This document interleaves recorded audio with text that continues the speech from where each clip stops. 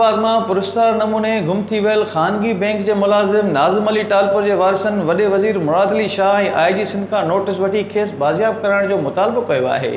जवाबदार press club में press conference करण बाद नाज़िम अली टालपुर के घरवारी नादरा टालपुर बारन समेत एहतजाज कने बुधायो त संदस मुर्स 9 सितंबर का गुम है, जैंजो इन वक्त ताईं को भी दस पतो नाहे मिलियो।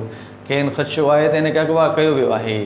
इन बुधायो त FIR दाखिल करण बावजूद पुलिस नाज़िम टालपुर जो पतो न लगाए सकी है। पुलिस रुगो 2 या 3 ॼणनि जा CCTV फुटेजेस कढाए पोइ खामोश थी वई है। इन वडे वज़ीर मुराद अली शाह के IG सिंध पुलिस ऐं ॿियनि सां मुतालबो कयो त नाज़िम अली टालपुर के बाजियाब कराए बेचैनी ख़त्म कई वञे। पहले याद पई अचे वो ये जेडीमल का गाल थी तेडीमल का स्कूल पर नथा वञी सघूं। लाइडियन का हुई कोविड जे करे स्कूल बंद हो, मगर हाण भी खुलियो पो बस नथा वञी सघूं। बस 2-3 ॾींहं थिया आहिनि असीं विया आहियूं स्कूल ऐं असांजे पप्पा के जल्द अज जल्द घर लौट। मसलो इहो आहे मुंहिंजो हस्बैंड लापता थी वियो आहे, उनखे पूरो महीनो थियो आहे।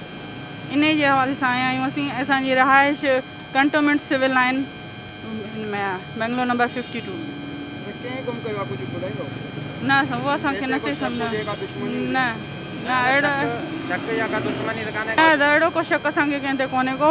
अहिड़े क़िस्म जो माण्हू कोन हो जो हुनजी कंहिं सां अहिड़ी का दुश्मनी हुजे। कंहिं खयो आहे इहो असांखे थोरी ख़बर। कंहिं खयो हुजे त असां हुन वटि वञूं न था। पुलिस वटि त असां मदद लाइ विया आहियूं।